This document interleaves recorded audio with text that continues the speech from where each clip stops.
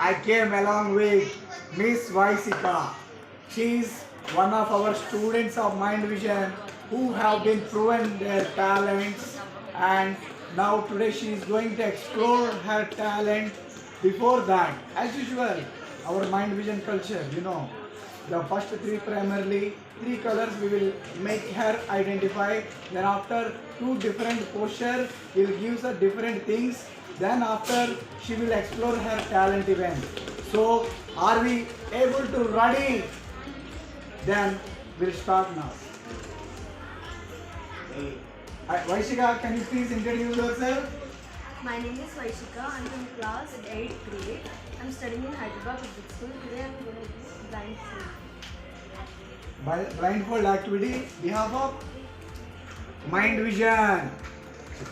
Yeah, Mindvision. Behalf of Okay, anyhow, it's okay.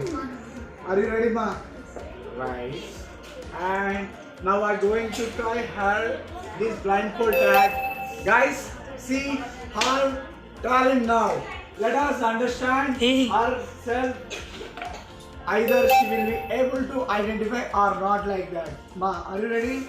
Can you please take this color, Nana?